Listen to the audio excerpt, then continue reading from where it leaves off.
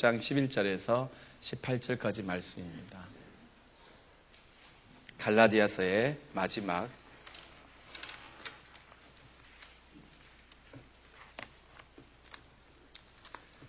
이 다 같이 한 목소리로 오늘 주신 하나님의 말씀 봉독하시겠습니다. 보십시오. 내가 여러분에게 직접 이렇게 큰 글자로 적습니다.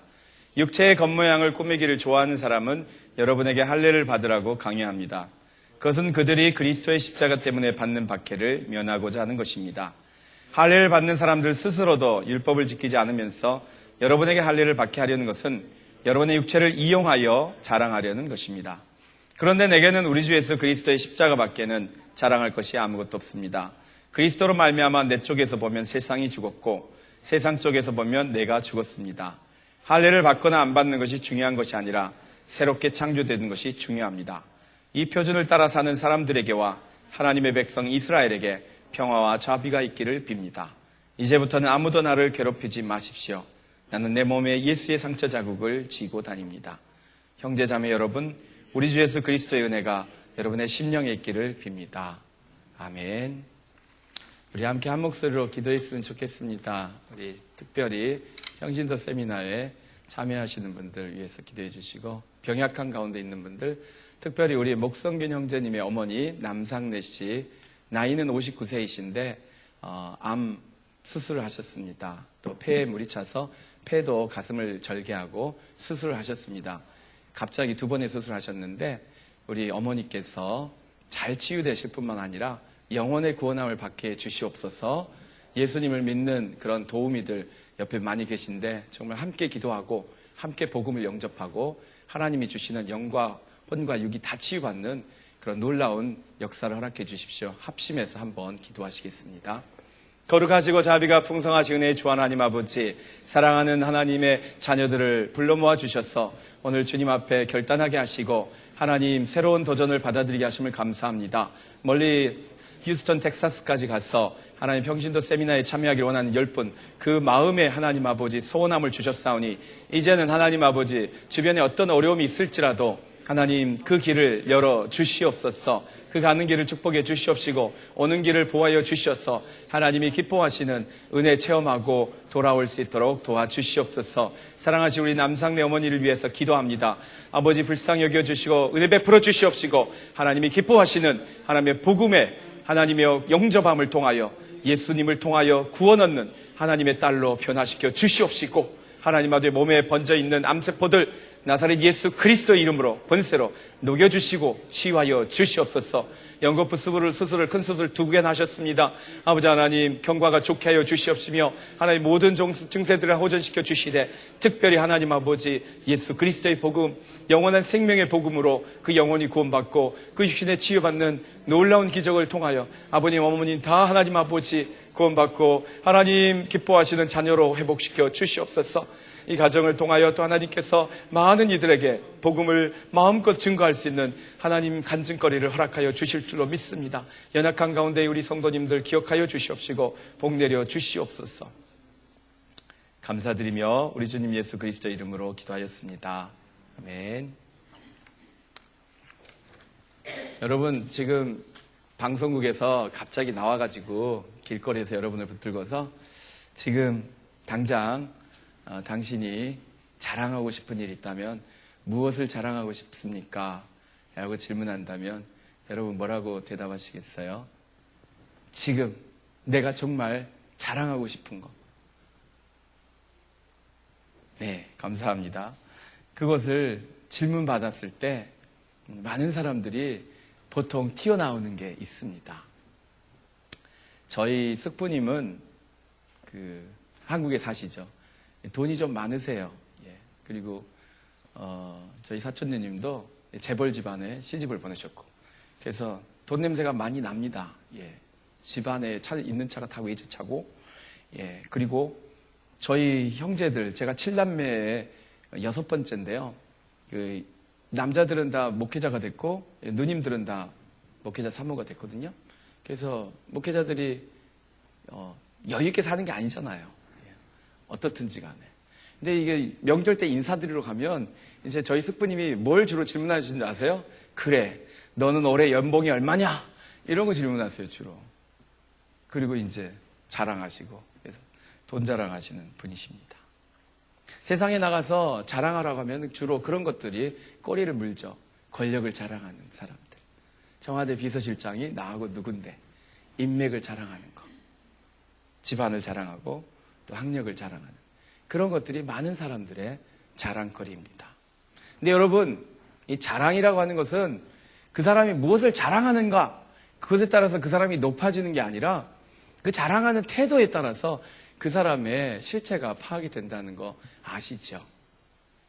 자랑을 하면 그 사람의 인격이 드러나게 되어 있습니다.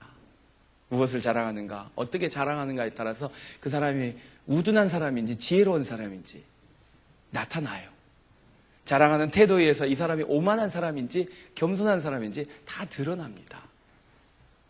그런데 오늘 성경에서 아주 재미있는 분, 우리 사도 바울은 여러 가지 타이틀이 많을 것 같은데 저는 성경에서 자랑을 가장 많이 한 분으로 사도 바울을 꼽고 싶습니다. 다른 어떤 분보다 사도 바울은 나는 이것을 자랑한다 하고 자랑에 대해서 굉장히 말씀을 많이 하셨어요. 아주 인상적이죠. 그분의 그 자랑을 오늘 다시 살펴보기 전에 먼저 11절 보십시오. 내가 여러분에게 직접 내 손으로 이렇게 큰 글자로 적습니다. 사도 바울이 이제 갈라디아서의 마지막까지 왔는데요. 그 와중에 썼던 여러 가지 내용들, 그 내용에 대해서 마지막 부분에서 내가 이렇게 내 손으로 직접 큰 글자로 글을 씁니다 라고 강조하면서 무엇을 전달하려고 했을까요? 어떤 분들은 사도 바울이 다른 사람을 시켜서 이 앞까지는 성경을 썼고 갈라디아를 썼고 이 부분부터는 사도 바울이 직접 썼을 것이다. 주로 대서를 시켰으니까 대필. 그렇게도 보시고 사도 바울이 계속 쓰셨는데 특별히 강조해서 이 내용, 이 갈라디아서 내용은 내가 직접 쓴 겁니다. 다른 게 아니고 진실한 것입니다. 그런 뜻이라고 해석합니다. 다시 말하면 이 율법주의자들에 대한 비판, 그 비판에 대해서 사도 바울이 지금 내가 여러분에게 전하는 이 메시지는 진정한 것입니다. 진실한 것입니다. 진리입니다. 그들 강조하기 위해서 이 글을 쓰신 것 같습니다. 내가 갈라디아 교회 성도 여러분을 위해서 쓰는 이 메시지는 순수한 의도에서, 순수한 동기에서 여러분을 위해서 쓴 것입니다. 그 의도를 전달해 주는 것 같아요. 내가 사랑으로 여러분이 구원받고 구원받은 자녀로서 거룩하게 살도록 성령 충만하게 사시라고 이렇게 씁니다. 그것을 강조하기 위해서 이렇게 큰 글자로 씁니다 라는 표현이 있는 것 같아요. 그리고서 본격적으로 사도 바울이 자랑에 대해서 말씀을 하는데 먼저 12장 12절 초반부를 보시면 잘못된 자랑을 하는 사람을 언급하고 있어요. 육체의 겉모양을 꾸미기를 좋아하는 사람, 육체의 겉모양을 자랑하는 사람, 그 사람들은 바로 누구입니까? 할례주의자들, 할례파들. 예수 그리스도의 복음으로 구원받은 온전한 성도에게 할례를 받으라고 강요하는 그 사람들을 잘못된 자랑꾼들이라고 지적하고 있습니다. 왜요? 그들의 자랑에는 무엇이 없어서? 진정한 사랑이 없기 때문에. 그 영혼을 향한 진짜 사랑, 순수한 사랑이 없이 자신을 위해서 이용하는 거예요. 할례를 받게 하고 그것이 나의 관록이 되고 경력이 되고 자랑거리가 되는, 그걸로 이용하는 거죠. 그들은 겉모습을 자랑하는 사람들, 자기를 사랑하는 사람들입니다. 수치와 멸시의 십자가 대신 종교적 형식으로 할례를 취하려고 했던 그런 사람들입니다. 육체의 겉모양을 꾸민다는 이 말이 원어를 보면 얼굴을 예쁘게 꾸미다는 뜻이에요, 여러분. 예. 유프로소페오라고 하는데요. 이 프로소포란 말은 많이 들으셨죠? 얼굴을 말합니다. 또는 연극을 할 때 쓰는 가면, 이게 프로소포거든요. 근데 그것을 이쁘게 하는 게 바로 겉모양을 꾸민다는 말의 원뜻이에요. 그래서 얼굴을 이쁘게 꾸민다 하면 우리 현대인들은 대부분 화장을 하지 않습니까? 남자들도 하고 심지어 성형까지 하신 분들도 계신데, 네, 그 이해하기 좋게 가면이라고 한번 생각해 보세요. 여러분, 가면. 그 광대극 같은 거 보시면 가면을 쓴 사람들이 나오잖아요. 각시탈도 있고 또 광대탈도 있고 무서운 양반탈도 있고 또 괴물 탈을 쓴 사람도 있는데, 여러분, 그게 그 사람들의 진짜 모습입니까? 그게 그 사람들의 진짜 얼굴인가요? 아니죠. 그냥 가면으로 쓰고 있을 뿐입니다. 그러다 가면을 쫙 벗으면 진짜 얼굴이 나타났죠. 웃고 있는 각시탈이어도 속으로는 울고 있을 수 있어요. 무서운 그 괴물탈이어도 속에서는 웃고 있을 수 있어요. 그것이 가면이 주는 편리함일 수도 있겠지만 사실은 그 가면 영원히 쓰고 있을 수 없습니다. 언젠가는 벗어야 합니다. 언젠가는 이 가면을 벗고서 적나라하게 하나님을 대면해야 합니다. 왜요? 그 가면은 나의 일부가 아니잖아요. 나의 몸이 아니잖아요. 내가 아니잖아요.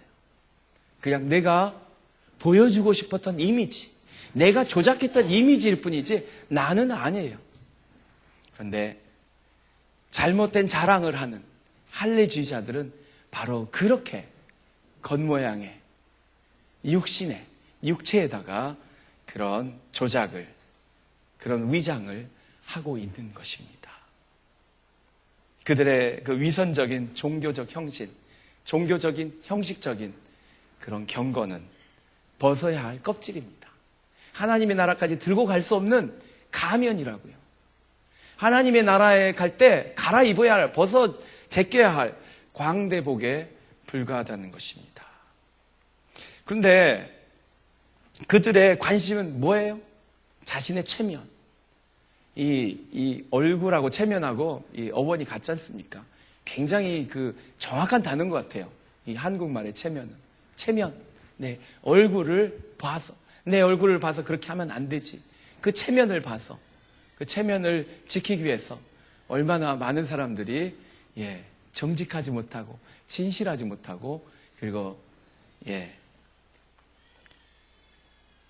외식적인 위선적인 종교 생활을 하고 있습니까? 이 할례파가 그렇게 할례를 받으라고 강요하고 다닌 이유는 그 다음에 나오죠. 12절 후반부에. 그것은 그들이 그리스도의 십자가 때문에 받는 박해를 면하고자 하는 것입니다.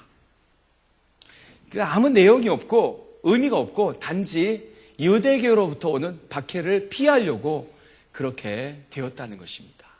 유대인들이 그리스도인들 그 박해하잖아요. 할례를 무시한다고, 할례를 안 받는다고.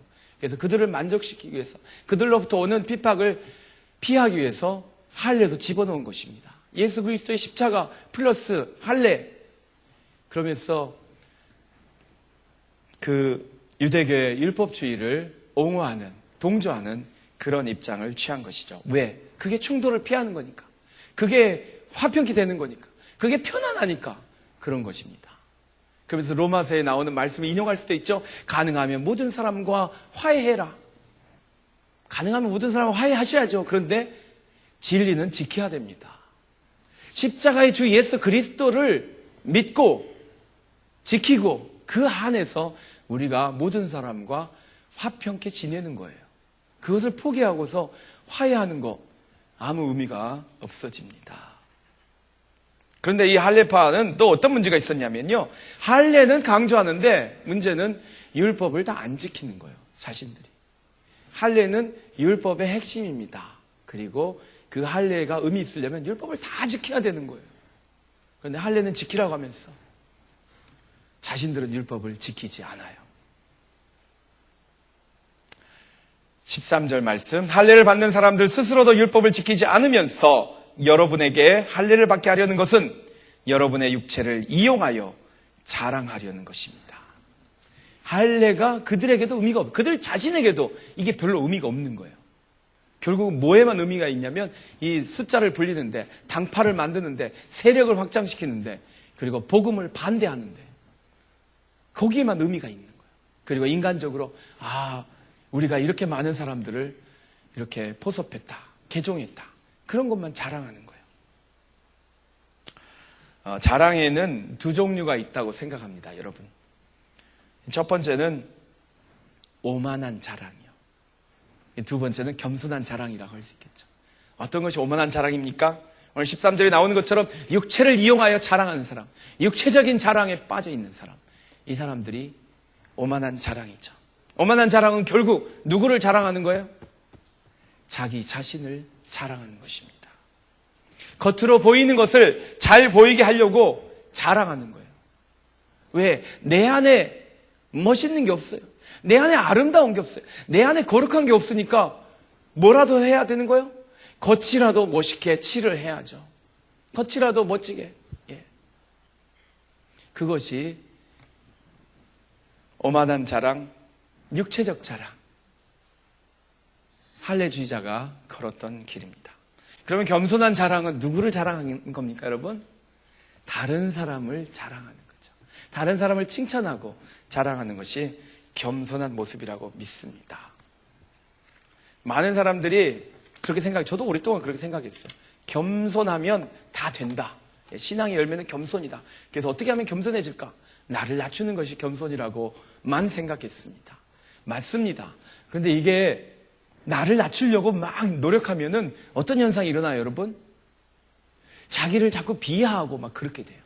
자기를 자꾸 이게 뭉개고 구기고 이렇게 해야 되는 것처럼 생각합니다. 이건 한국 문화가 아주 탁월하죠. 예.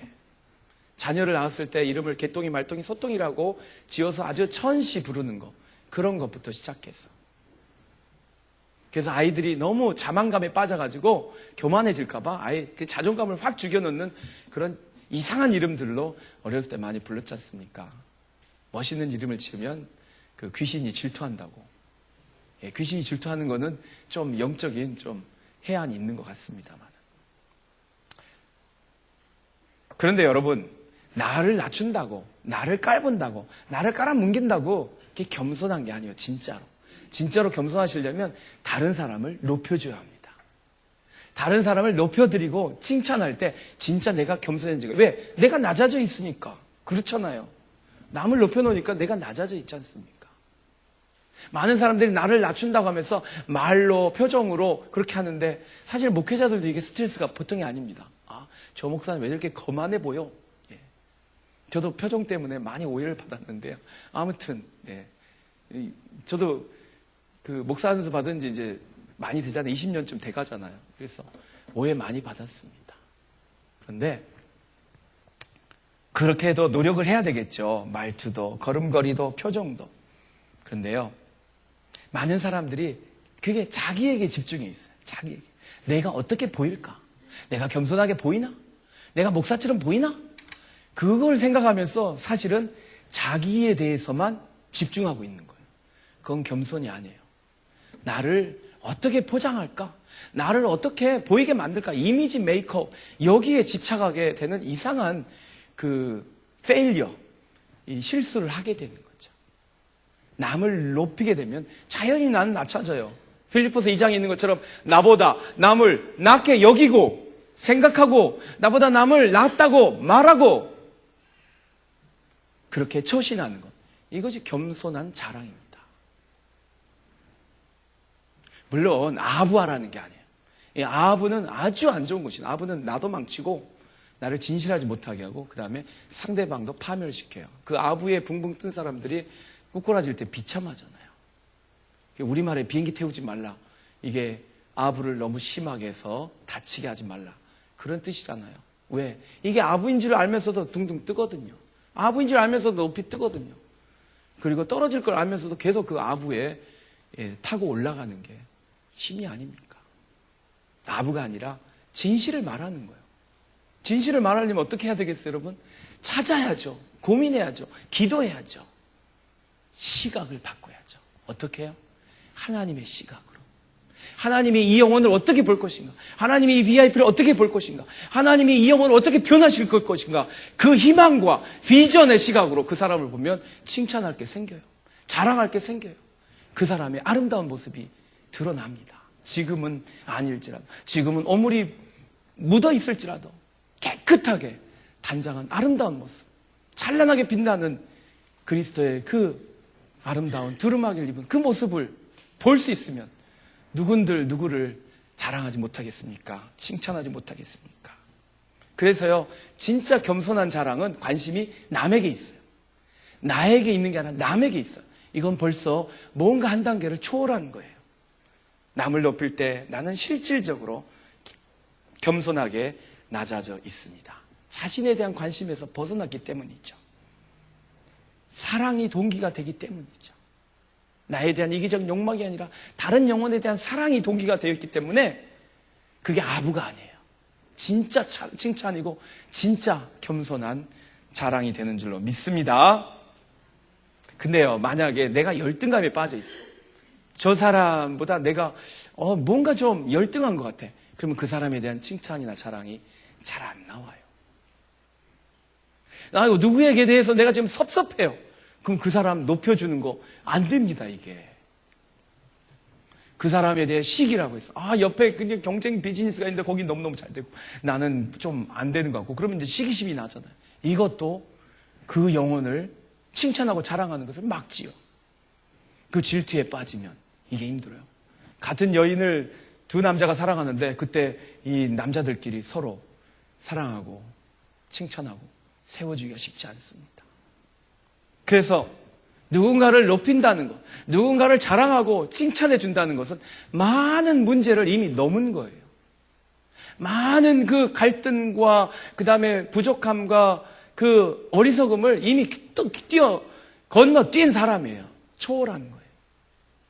그래서 주님께서 오늘 그 겸손한 자랑에 아주 최고봉을 보여주신다고 믿습니다. 이미 암시를 했습니다. 여러분, 이 세상에서 가장 겸손한 사람이 된다면 그는 누구를 높이는 사람일까요?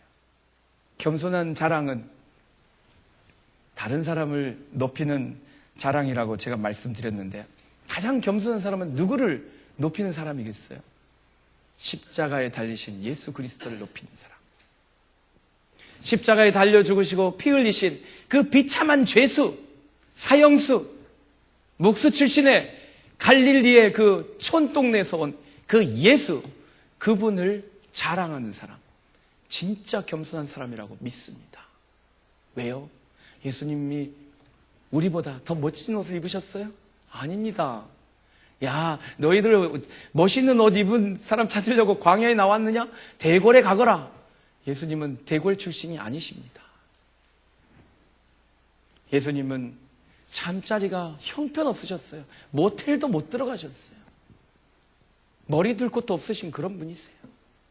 예수님의 학력, 지혜로우시니까 예수님 대단하다. 학력 아무것도 아닙니다. 요즘 중학교 수준도 안 되는 그것이 그 당시에 학교잖아요. 나보다 돈이 없으셔도 그 주님을 자랑합니다. 나보다 형편없이 못 입으셨어도 그 주님을 존중합니다. 나보다 볼품 없으신 그분, 나보다 훨씬 더 촌티나는 촌동네에서 오셔서 촌티가 남에도 불구하고 그분이 최고라고 인정하는 것, 자랑하는 것. 이게 겸손함이 아니고 무엇이겠어요? 그래서 저는 단언할 수 있어요. 예수 그리스도를 주님으로 믿는 모든 신자들은 겸손한 사람이에요. 이 세상에서 가장 겸손한 사람들이에요. 그게 우리의 본래 모습이에요. By definition, in essence, 본질상, 정의상 예수 그리스도를 주로 고백하는 사람은 겸손한 사람들이에요. 그런데 안타까운 것은 우리가 그 정체성을 가끔 깜빡한다는 거죠. 우리가 그런 자세로, 그런 삶의 고백으로 예수님을 영접한 것을 망각하는 거죠. 그리고 예수님과 함께 왕노릇해야 되는 것, 예수님과 함께 높임받아야 되는 것, 그런 쪽에 가끔 이게 눈이 발려가지고 그 부분을 놓치는 것 같습니다. 마지막 날 우리는 주님과 함께 영원히 왕노릇 할 것입니다. 그런데 지금 우리가 가야 하는 길이 있다면 그것은 주님을 자랑하는 거예요. 내가 높아지고 나를 자랑하고 나를 높이는 것이 아니라 주님만 높이는 거예요. 그런데 내게는 우리 주 예수 그리스도의 십자가밖에는 자랑할 것이 아무것도 없습니다. 킹 오브 자랑. 이 사도 바울이 자랑을 가장 많이 했던 사람 중에 한 분이라고 했잖아요. 그런데 무엇을 자랑했기 때문에? 예수님의 십자가를 자랑했습니다. 그의 자랑은 가장 겸손한 자랑이었다고 믿습니다. 겸손한 자랑은 떳떳합니다. 부끄럽지 않습니다. 십자가를 자랑하는 것, 그 겸손한 자랑, 주님께서 기뻐하신다고 믿습니다. 근데 이 사도 바울은 원래 자랑거리가 많은 분이었어요. 그분이 유대교 신봉자였을 때 보통 세상에서 잘 나가는 그런 것들은 다 가지고 계셨던 분입니다. 최고 학부 출신입니다. 최고의 학위들을 그냥 수두룩하게 가지고 있었습니다. 최고 권력기관에 몸을 담았습니다. 그리고 그분이 모르는 게 별로 없었어요. 너무 박학다식했고요. 그분이 가는 데마다 통역을 썼다는 말이 없는 거 여러분 알고 계세요? 수많은 나라를 다녔는데 그런 게 없었어요. 가는 데마다 그냥 말로 그냥 거기 말을 쓸 수 있는 그런 대단한 분이셨습니다. 하나님이 또 그렇게 준비시켰기 때문이죠. 그런데 그분이 그것을 자랑하지 않아요. 그것을 뭐라고 이야기했습니까? 배설물과 같이 여긴다. 똥 오줌으로 취급한다고 그렇게 고백을 하셨어요. 쓰레기 중에 쓰레기. 가장 빨리 버리고 싶은 게 똥 오줌 아닙니까, 여러분? 집안에서 제일 먼저 버리잖아요. 플러싱 해서. 그러면 그분이 예수님을 영접하고 하나님의 사도가 되어서 대륙을 휩쓸고 다니셨는데 그때 그분이 자랑할 게 없었습니까? 그가 전도한 수많은 영혼들, 그가 세운 수많은 리더들, 그분이 개척한 수많은 교회들, 그리고 그분이 전달했던 엄청난 양의 그 선교 헌금, 구제 헌금들, 자랑할 게 없는 분이 아니에요. 그런데 사도 바울은 그것을 자랑 안 하겠다고 오늘 선언합니다. 왜? 내 안에는 자랑할 게 없으니까. 그 모든 것들은 나에게서 나온 것이 아니기 때문에. 예수 그리스도의 이름으로, 예수 그리스도의 십자가에서 그 모든 것이 나왔다라고 믿고 고백했기 때문입니다.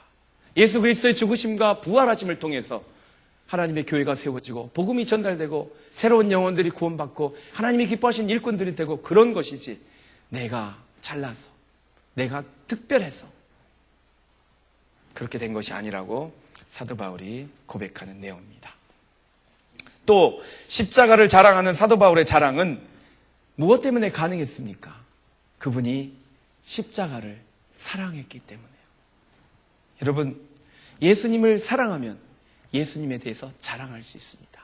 십자가를 자랑한다는 것은 그가 십자가를 사랑한다는 거예요. 그리스도를 위한 고난을 사랑하는 거예요.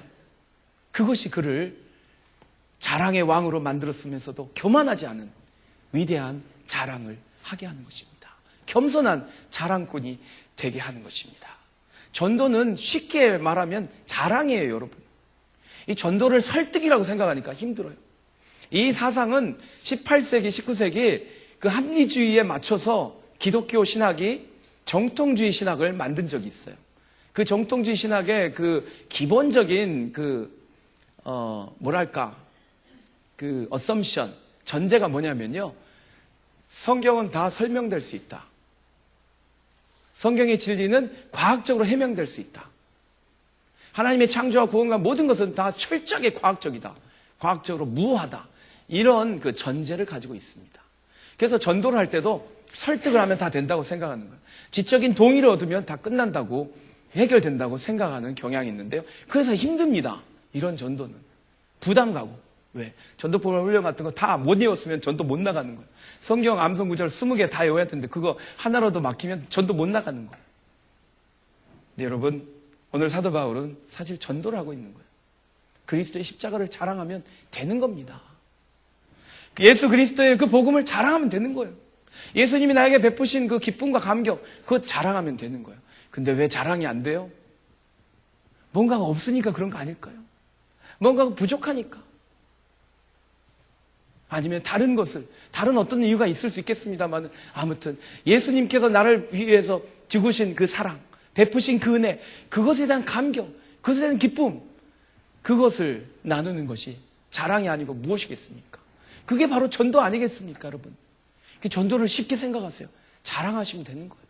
나가서. 우리 교인 자랑하시면 되잖아요. 예. 제가 볼품이 없어서 목사 자랑하라는 말은 못하겠고, 네. 뭔가를 자랑하세요. 우리 교회는 음식이 맛있어. 네. 먹어봐. 먹으려면 와야 되잖아요. 예. 오라고 안 해도 먹으려면 오는 것처럼 뭔가를 자랑하면 그게 하나님의 도를 전하는 것입니다. 예수 그리스도의 사랑을 체험하셨으면 숨기지 마세요. 숨어있지 마세요. 주저하지도 마시고 그냥 이야기하시면 됩니다. 자랑하시면 되는 거예요. 그 사람을 데려와야지. 이 사람을 어떻게든지 그렇게 하실 필요 없어요. 그래봐야 본인 힘들고 상대방도 힘들고 서로 불편해요. 그러실 필요 없어요. 그건 하나님이 데려오시는 거고 나는 자랑만 하면 된다. 그렇게 해보세요. 마지막으로 십자가를 자랑한다는 말은 나의 연약함을 자랑한다는 뜻입니다. 내가 그리스도와 함께 십자가에 못 박혔나니 그런 증자는 내가 산 것이 아니고 오직 그리스도께 사신 것이라. 그 십자가를 자랑할 때는 내가 나 자신과 정과 욕심을 십자가에 못 박은 것을 자랑하는 것입니다. 십자가를 자랑할 때 나는 뭐를 드러내냐면 나의 연약함을 드러내는 거예요. 나의 형편없음을 드러내는 거예요. 나의 그 지저분하고 치사하고 아주 야비했던 모습을 십자가에 못 박아 놓은 것, 그것을 보여주는 거예요. 여기 십자가에 이 14절 후반절에 나오는 그리스도로 말미암아 내 쪽에서 보면 세상이 죽었고 세상 쪽에서 보면 내가 죽었습니다. 이 내가 죽었습니다라는 이 말이 개역 성경은 십자가에 못 박히고라고 돼 있어요. 의역을 해버렸는데 십자가에 못 박히고 에스타우로 타이, 이게 원어를 그냥 직역한 건데요. 이게 더 나은 것 같습니다. 오늘은 내가 못 박혔어요. 그런데 이 에스타우로 타이라는 이 단어는 미완료예요. 진행형을 말하는 거예요. 헬라어는 한 번에 딱 끝났나 아니면 계속되나 이걸 구분하잖아요. 시제로. 근데 이 시제가 계속 매달려 있다는 뜻입니다. 내가 십자가에 계속 매달려 있고 세상은 나에 대하여 십자가에 계속 매달려 있고 그래서 움직일 수가 없는 거예요. 죄송합니다만은 벌레를 잡아서 곤충을 잡아서 곤충 채집해서 그 학교 방학 숙제로 제출해 보신 적 있으세요?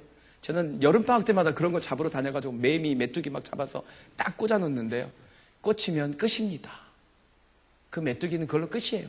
버둥버둥 하다가 나중에 보면 빳빳하게 굳어 있어요. 거기에 매달려 있는 거예요. 자기 힘으로 내려올 수가 없어요. 빠져나올 수가 없어요. 도망갈 수가 없어요. 십자가에 못 박히고의 시제가 그런 뜻입니다. 한번 못 박혀 있고 계속해서 지금까지 못 박혀 죽어 있습니다. 나의 부끄러움도 그러합니다. 그것을 자랑하는 거예요. 십자가를 자랑한단 말은 내가 그렇게 부끄럽고 내가 형편없고 내가 과거가 그랬다는 것을 자랑하는 거예요. 사마리아 여인. 사마리아 여인이 어떻게 전도했어요? 다르게 전도 안 했어요. 내가 한 것을 다 말한 이 사람을 와서 보라. 이게 그의 전도인데 그 전도에 온 동네가 다 나와버렸어요. 왜? 그 여인이 원래 그런 사람이 아니거든요. 사람들 만나는 것도 피해 다니고 숨어 다니고 뭐 몰래 피해 다니고 자신의 그 이야기를 한 적도 없는 사람인데 그가 하니까 모든 사람이 다 나와버렸어요. 나는 세상에 대하여 죽었고 세상도 나에 대하여 죽었습니다. 그러면 어떻습니까, 여러분? 세상과 나는 이제 끊어진 사이, 절단난 사이예요. 두 번 다시 볼 필요도 없고 상관할 필요도 없고 더 이상 영향력을 주고받지 않습니다. 무관한 사이가 되었어요. 그래서 더 이상 두려워할 필요도 없고 미련을 가질 필요도 없고 조종당할 필요가 없습니다. 우리는 진정 자유로운 영혼이 되었습니다. 세상의 돈으로 매수될 수 없는 그런 사람이 되었어요. 세상의 정욕에 의해서 유혹당할 수 없는 그런 사람이 되었어요. 세상의 권력에 의해서 협박받을 수 없는 그런 존재가 된 거라고요. 그런 모든 세속주의의 영향으로부터 우리는 끊어진 삶을 살고 있습니다. 왜요? 십자가에 못 박혔기 때문에. 내가 세상을 향해 가려고 해도 십자가가 가로막고 있습니다. 세상이 나에게 오려고 해도 십자가가 가로막고 있습니다. 그것이 바로 내가 세상에 대하여 못 박혔고 십자가에 못 박혔고 세상이 나에 대해서 십자가에 못 박혔습니다. 그 말뜻 아닙니까? 천국이 지옥 사이에 그 엄청난 간격이 있어서 서로 왕래할 수 없듯이 세상과 나 사이에 십자가가 엄청난 간격을 만들어 서로 오고 갈 수 없는 그런 사이를 만들어 놓았습니다. 이것이 십자가에 못 박혔다는 그 뜻 아니겠어요? 그런데 왜 두렵습니까? 왜 세상이 무섭습니까? 왜 세상이 그립습니까? 제가 이 목회 칼럼에 썼습니다마는 우리 성도님들 기도를 많이 해주신 것 같아요. 그래서 기도가 잘 돼요. 그래서 요즘은 3시간씩 기도를 하고 있습니다. 계속 기도를 해주셔서 늘어났으면 좋겠어요. 자신이 지금 있는 건 아니지만 4시간씩도 하고 막 많이 했으면 좋겠습니다. 근데 목요일쯤인가 하나님 은혜를 많이 체험하는데 목요일쯤인가 기도를 하는데 제가 여기서 기도하다가 허리 아프고 막 저거 하면 이제 여기서도 기도하는데 여기서 기도할 때 기도하는데 등 뒤쪽에서 이렇게 각시탈 같이 좀 웃기는 얼굴을 한 귀신이 저를 이렇게 쳐다보면서 그러는 것 같아요. 네가 그래봐야 뭐 별 수 있냐. 그렇게 조롱하는 듯한 그런 느낌을 받았는데 기도하면 보통 없어지잖아요. 그런데 이게 안 없어지고 계속 있는 거예요. 이게 피곤하게 시리 ጭ빛하기도 하고. 아니 이게 고개를 돌리면 있다는 게 아니고 이제 그런 느낌이 있잖아요. 여러분도 기도하실 때 그런 체험인데 그래가지고 그런가 보다 하는데 금요일 날 가도 또 그러는 거. 금요일 날 나왔는데도. 그래서 제가 금요일 날 저녁에 이제 목장 모임 오시는 팀 준비하면서 프라이팬에 찌든 때 한 1, 2년 먹은 찌든 때 그걸 빡빡 벗기면서 이제 기도를 했어요. 하나님, 그놈이 왜 안 없어질까요? 하나님, 그놈이 왜 안 없어질까요? 기도하는데 제가 기도할 때 하나님이 여러분 개그 콘서트에 귀신 코너 하나 있는 거 아세요? 무섭지 아니한가? 그거를 그냥 그때 떠올리게 하셨거든요. 그래서 고민하면서 기도를 하다가 제가 깨달았어요. 결단을 했어요. 내가 이제 이 개그 콘서트 같은 오락 프로를 보지 말아야 되겠다. 하나님이 이걸 기뻐하지 않으시는구나. 그거를 결단을 했어요. 그게 귀신 나오는 집을 웃기게 만든 거예요. 별거 아니에요. 신나게 웃고 진짜 재밌잖아요. 처음에는 금방 여름 지나면 없어지겠죠. 근데 계속 하더라고요. 이게 재밌더라고요. 근데 하나님께서 저에게 뭘 도전하셨냐면 그게 웃기냐? 그런 거예요. 지금 목숨을 걸고 대적해서 쫓아내야 할 이 악한 마귀가 들끓고 있는데 그게 너는 웃기니? 이런 도전을 하나님께서 하시는 걸 제가 느꼈습니다. 그리고 제가 결단을 했어요. 여전히 후라이팬을 빡빡 문지르면서 오시면 보여드릴게요. 저희 집 오시면. 하나님, 내가 개그 콘서트 안 보겠습니다. 이게 제가 주일날 끝나고 아니면 월요일날 집에서 쉴 때 한 번씩 보는 거거든요. 막 웃기잖아요. 억지로 막 웃는 거죠. 솔직히 말하면. 영혼을 웃기겠습니까? 그게 솔직히 대충 웃기는 거죠. 근데 제가 결단을 했어요. 하나님, 이거 제가 안 보겠습니다. 여러분한테 보지 말라고 그런 게 아니라 저에게 주시는 감동을 말씀하는 거예요. 그랬더니요, 이게 그냥 사라져버린 거예요. 여러분, 우리가 예수 그리스도를 주님으로 영접할 때 사탄 마귀가 들끓는 진지를 뛰어들어가가지고 막 이 창을 휘두르면서 말씀의 검을 휘두르면서 이렇게 구원받은 거 아닙니다.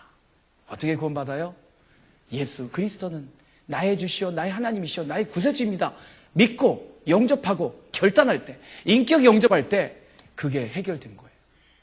우리의 많은 기도가 기도로 해결되는 게 아니라 여기서 주여 나사렛 예수 그리스도 물러갈지어다. 그게 안 물러가요. 왜? 내가 그 프로를 좋아하니까.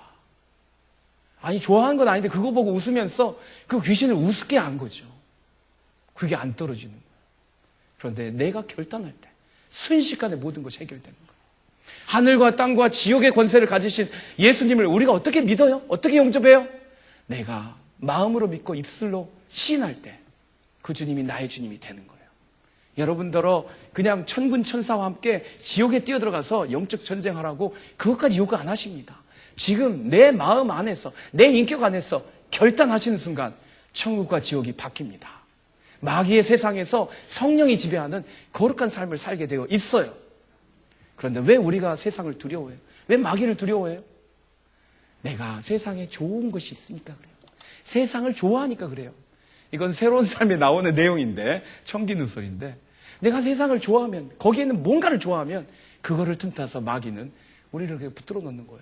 안 떨어지는 거예요. 세상이 나에 대해서 십자가에 못 박힌 순간 세상은 더 이상 나를 조종할 수 없어요. 컨트롤할 수 없어요. 내가 세상에 대하여 십자가에 못 박힌 순간 나는 더 이상 세상에게 다가갈 수 없는 접근 불가능한 그런 존재가 되었습니다. 우리는 하고 싶어도 할 수가 없는 거예요. 그런데 왜 그런 비슷한 일이 우리에게 일어납니까? 왜 우리는 세상을 두려워하고 세상의 권력자, 세상의 부한자들, 또 마귀의 권세를 두려워해요? 착각을 하니까. 착각. 내가 십자가에 못 박혀 있는 것을 깜빡하는 거예요. 내가 아직 세상에 있는 줄로 알아. 내가 아직 세상의 죄악 구렁텅이에 있는 줄로 알아. 주님이 다 용서하셨는데, 아이고 주여 아직도 이 죄를. 그건 사탄 마귀의 꼬임입니다. 주님은 우리의 죄를 다 용서하셨고 다시 그 죄가 생각날 때는 어떻게 하라고요? 감사하라고. 주여 주님께서 용서하셨죠? 감사합니다. 감사합니다. 찬양하는 거예요. 지난번 회개한 죄가 왜 또 생각나가지고 또 이렇게 힘겹게 또 회개를 해야 되나? 그게 아니고 그건 마귀의 속임수예요. 감사하고 찬양하고 하나님이 이미 용서하신 걸 다시 확인하는 거예요. 재확인하고 고백하는 것입니다. 이렇게 해서 십자가의 사람들은 새로운 관계 속에 사는 거예요. 새로운 피조물 속에 사는 거예요. 왜? 세상에게 가려고 해도 십자가가 가로막고 있어요. 세상에 나에게 오려고 해도 십자가가 가로막고 있어요.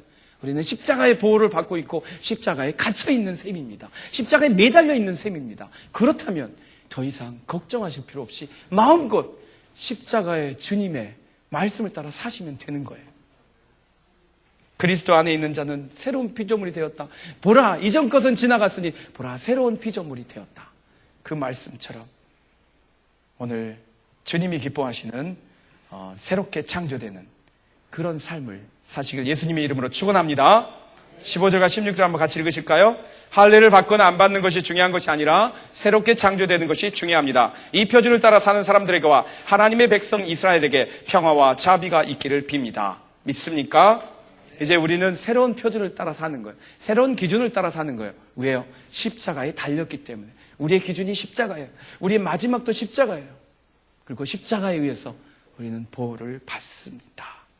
그래서 세상의 기준, 세상의 영향력, 율법주의자들의 그런 잣대, 그거 가지고 고민하지도 말고 흔들리지도 말고 이단들이 별걸 가지고 오잖아요. 예, 그런 것에 귀도 기울이지 말고 오직 십자가의 주 예수 그리스도만을 붙들고 살아가시면 됩니다. 네, 사랑하면 여러분 상처를 받는 것 아십니까? 사랑하지 않는 무관심한 사람에게선 상처가 안 돼요. 예, 나하고 전혀 상관없는 사람이 욕을 하든 뭘 하든 아무 상처가 안 되는데 사랑하는 사람이 하는 것은 나에게 상처가 될 수 있습니다. 또 사랑하는 사람, 그를 사랑하기 때문에 그를 위해서 내가 또 일부러 상처를 받을 때도 있습니다.